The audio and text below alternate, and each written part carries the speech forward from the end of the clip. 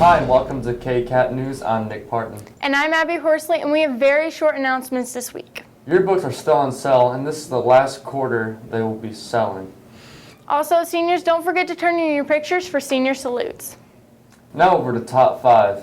Easter this year will take place this coming Sunday, March 27, 2016.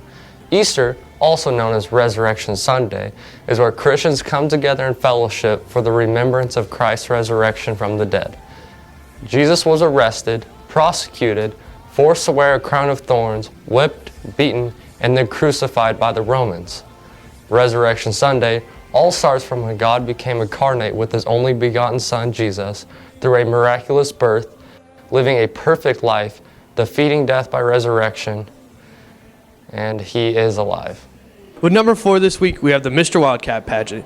This is where guys get to show their talents and strut their stuffs for judges and the student body. They also get to see who takes home the crown to be named the new Mr. Wildcat.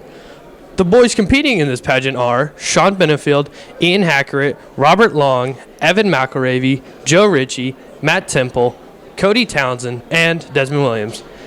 This event will take place on April 2nd at 6 p.m. Hope to see you there. Well, that's all for me. Now I'm going to throw it to Layne Becker with number 3. Well, if you can't tell, spring is in the air, and I'm here to talk to you about it. So let's go. One way you can tell seasons are changing are by looking at the trees. Look at this guy. You can tell he's blooming a little bit, he's budding. It's looking good. It's got some leaves on him. Another way you can tell spring is in the air is by these dandelions. These turn into those little white things that get everywhere and make you sneeze. Gross. And if those other 2 reasons are enough, I'll give you one more. Look at this. A little bit of honeysuckle down here. That's when you know it's springtime. Got that beautiful purple color to them. Well, guys, that's all from me, bringing you this spring action. I'm Layne Becker, and now I'm going to throw over to Abby Horsley. Thanks, Layne. Spring sports have been working hard for 3 weeks now and ready for the season ahead. First up, the girls' soccer team kicks off the season at home tonight against Ark City. Softball and baseball open up with their first doubleheader on the road against Circle. Track comes out with an all-comers meet with both JV and varsity headed to Winfield.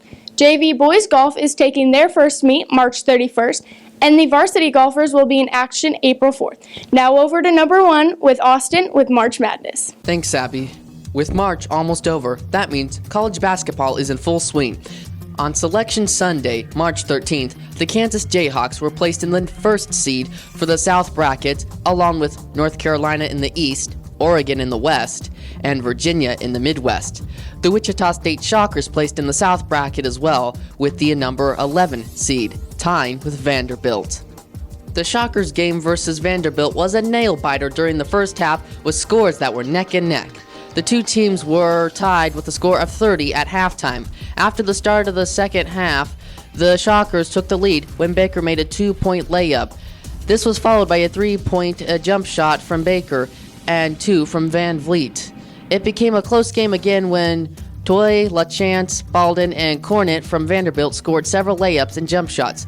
During the last 6 minutes in the second half, the Shockers' lead increased a lot due to their stronger defense, along with many fouls and missed shots from Vanderbilt. The Shockers won that game 70-50. The first round game was against Arizona. Arizona had strong offense with a 42% field goal rate and a 33% three-point rate, compared to Wichita State with 41% and 15% respectively. However, the Shockers had an even stronger defense, and Arizona was not prepared for their defense. Wichita State Shockers prevented Arizona from scoring over 20 in the first half. The last time Arizona scored less than 20 points in one half was back in 2009. All of this was enough to make Coach Sean Miller from Arizona break a sweat, to the point to where his white button-down shirt was see-through. Miller had to change shirts during halftime. Then he did it again, and the announcers kept bringing it up every chance they got. The Shockers won that game 65-55. The second round game against Miami was a tough game for Wichita State. Miami had a 55% field goal rate and an amazing 58% three-point rate, compared to 34% and 27% respectively for Wichita State. Miami also had more defensive rebounds and fewer fouls. With about 8:30 left in the first half, the Shockers were losing 6-27. The Shockers spent the rest of the first half recovering. By the middle of the second half, Wichita State took the lead when Becker made a three-point jump shot with the assist of Van Vliet. Shortly after that, Miami took the lead again, and Wichita State trailed Miami the rest of the game. The Shockers lost that game 57-65. That's it for Wichita State. Now, on to KU. During the first round game for KU, they played Austin Peay, winning 105-79. Needless to say, KU did very well with their field goals and three-pointers and had 9 blocks and 39 rebounds.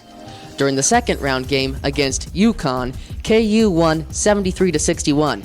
KU made 49% of their field goals compared to 34% for UConn. However, UConn had a higher shooting rate for three-pointer baskets, with 46% compared to KU's 35%. KU and UConn were evenly matched when it came to scoring, but KU's 36 defensive rebounds are what helped them win the game. KU plays against Maryland in the Sweet 16 tonight at 8:40 p.m. on KWCH Channel 12 and on KFH Radio, 1240 AM, 98.7 FM. If KU wins tonight, they will play the winner of Miami and Villanova in the Elite Eight this weekend. Time and channel has yet to be announced. So be sure to watch the basketball games if you can. That's all for Top 5 this week. For KCAT News, I'm Austin Pfannenstiel. Great job, guys, and that's all from us. And as always, thanks for watching KCAT News. Haven't bought a yearbook yet? Do not fret. You can still buy yearbooks for the low price of $75 until May 13th. But please do not wait until it is too late. Yearbooks are a way to look back at all of the memories you had during this school year with all of your peers. Again, yearbooks are available for $75 until May 13th. Don't delay. Buy yours today.